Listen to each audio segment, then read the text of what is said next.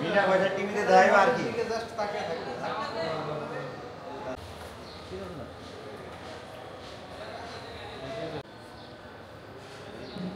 এই ভাই এই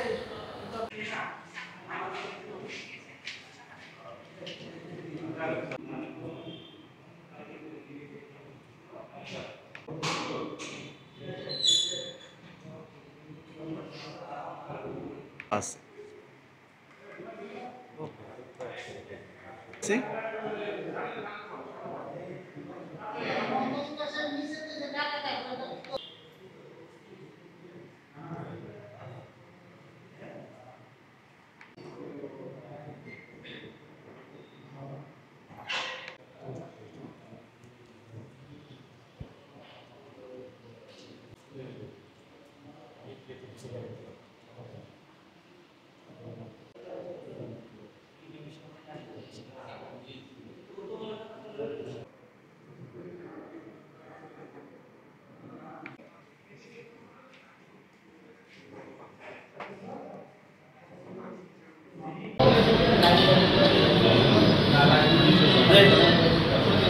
আপনি কে? আমি চিনি না।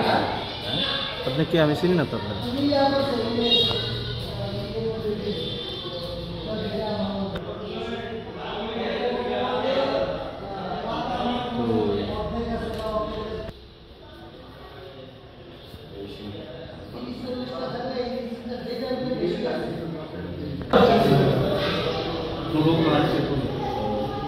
এদেরকে আমি এরকম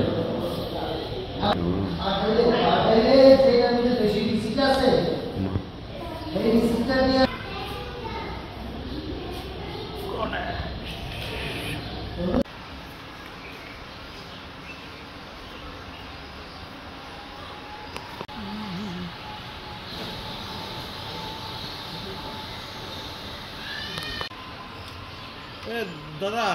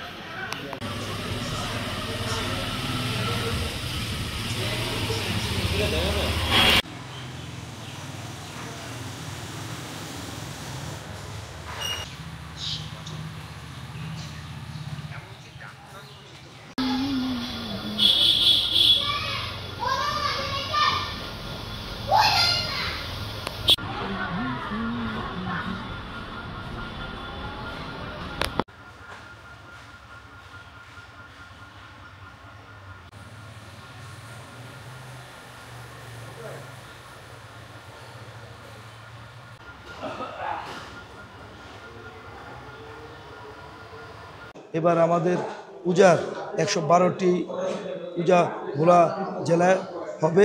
প্রতিটি পূজায় আমরা আমাদের আইন শৃঙ্খলা মিটিং, ডিসি অফিসে মিটিং হয়েছে।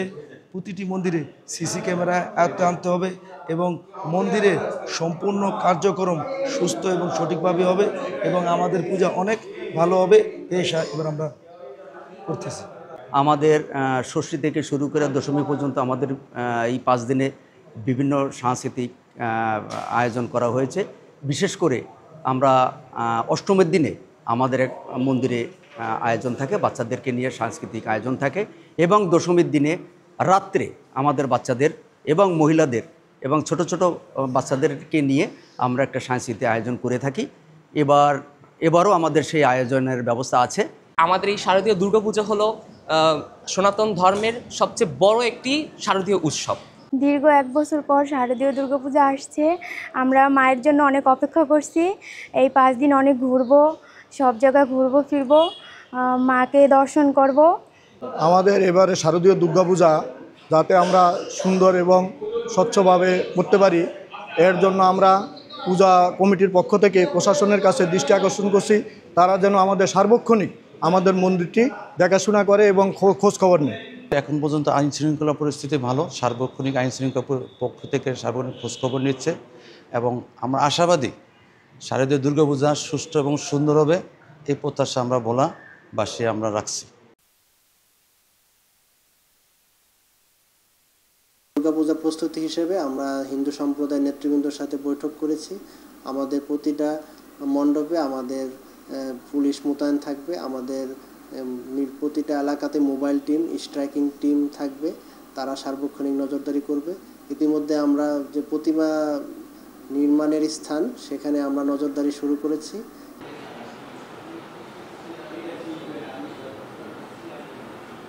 আসন্ন শারদীয় দুর্গাপূজা যথাযথভাবে সুশৃঙ্খলভাবে যথাযথ নিরাপত্তা সহকারী ভোলা জেলায় আয়োজন এবং অনুষ্ঠানের জন্য আমরা বিভিন্নমুখী পরিকল্পনা গ্রহণ করেছি।